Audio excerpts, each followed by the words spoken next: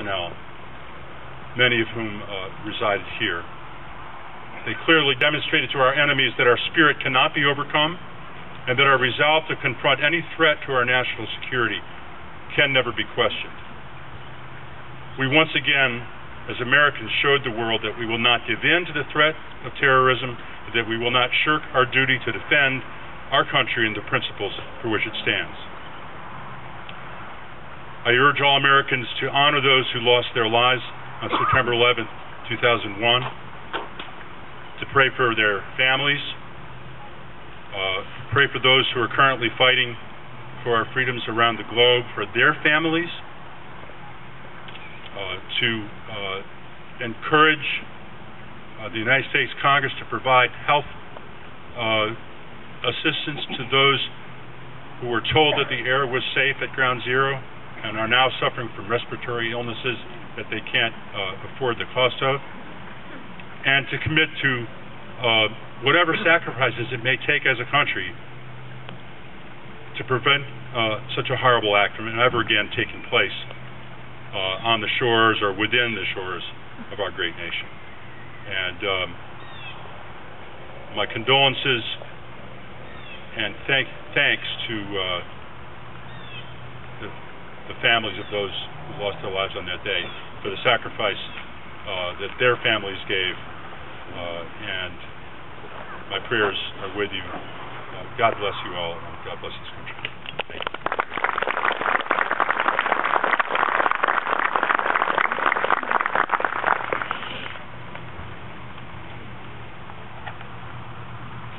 It's now my pleasure to introduce our guest speaker.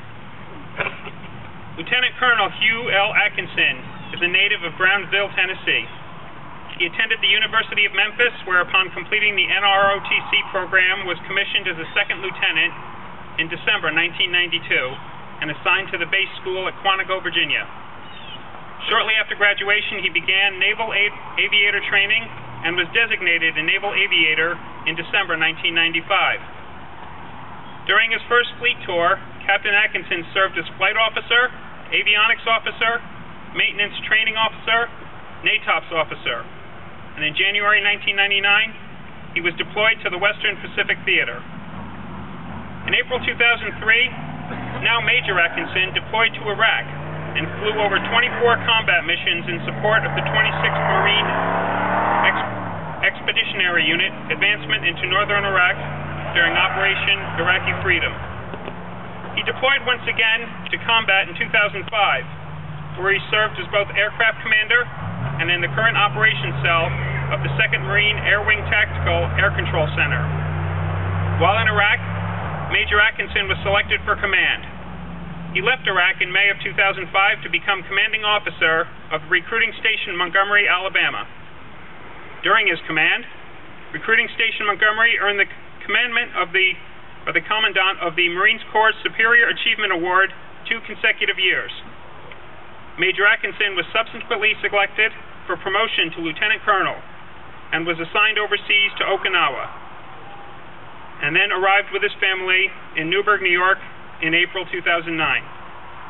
Lieutenant Colonel Atkinson has earned degrees in electrical engineering from the University of Memphis, where he graduated magna cum laude, and awarded a master's degree with distinction in military operation, art and science from the Air Force Air Command and Staff College.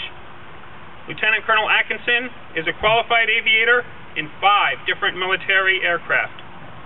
His personal awards include the Meritorious Service Medal, the Air Medal with Strike Flight Numeral 2, and the Navy Commendation Medal.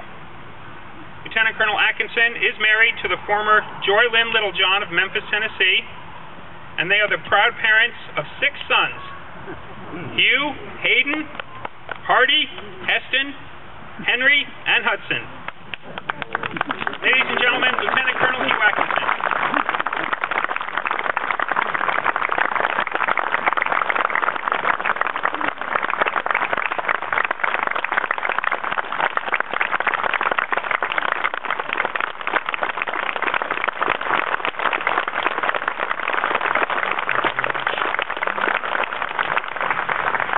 Thank you for your kindness and the introduction.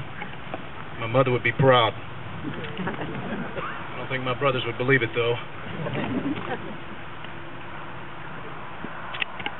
I want to thank the Marines for coming today.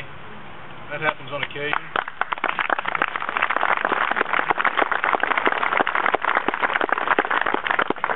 Should be okay. I want to thank the state police, our color guard, our bagpipers, drummers,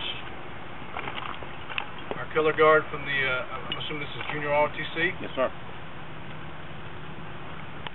Our firefighters, emergency responders, my esteemed guests who are behind me here, thank you for having me. It's a privilege and an honor to participate in this event with you and to remember those that were lost in Orange County on 9/11. Today there are many memorials being observed for 9/11, many. There was a memorial held aboard Stewart Air National Guard Base this morning for those they lost. There's probably not a fire department or a police department or an emergency services department anywhere in this country that's not taking time today to remember their fallen comrades. West Point honored some of their rescuers today at their ball game. I ran in a 5K this morning in Poughkeepsie that the Semper Fi Parents Organization organized. The founder of that is Paula Zwillinger, the Gold Star mother. Her son, a Marine, died in Iraq. And here we are today with you, our friends in Orange County. I want to tell you I'm very proud of all of you here today, every one of you, for remembering. One of the characteristics, I think, that is one of our weaknesses as a nation is we forget very easily. Things that have happened in the past, we forget. That's why I'm proud of you for remembering today your friends, your family, and those who have sacrificed their lives for this nation as a result of that fateful day. I want to remind you of what happened that day. I've taken some notes. I hope I've got my numbers right. This is what happened on September 11, 2001. On September 11, 2001, Al-Qaeda terrorists, 19 of them, attacked our country. 7:59 a.m., American Airlines Flight 11, Boston to L.A., takes off from Logan, 76 passengers, 11 aircrew, 5 hijackers. 8:14 a.m., United Airlines Flight 175, Boston to L.A., takes off from Logan, 51 passengers, 9 crew, 5 hijackers. 8:20 a.m., American Airlines Flight 77 departs Washington Dulles. En route to L.A., 53 passengers, 6 crew, 5 hijackers. 8:42 a.m., United Flight 93, let's roll, departs from Newark International en route to San Francisco, 33 passengers, 7 aircrew, and 4 hijackers. At 8:46, the first plane crashes into floors 94 through 98 of the North Tower. That was American Airlines Flight 11. At 9 o'clock, the Fire Department of New York, the Police Department of New York, the Port Authority of New York mobilized to their highest levels. At 9:03, just after that, hijackers deliberately crashed United Airlines Flight 175 carrying 60 passengers and crew into floors 78 through 84 of the South Tower. At 9:15, New York City officials began closing bridges and tunnels to all except emergency personnel and pedestrians. At 9:25, the FAA orders the first ever nationwide ground stop prohibiting all takeoffs of aircraft in our country. At 9:37, hijackers deliberately crash American Airlines Flight 77 into our Pentagon. At 9:59, the South Tower collapses. A little over an hour.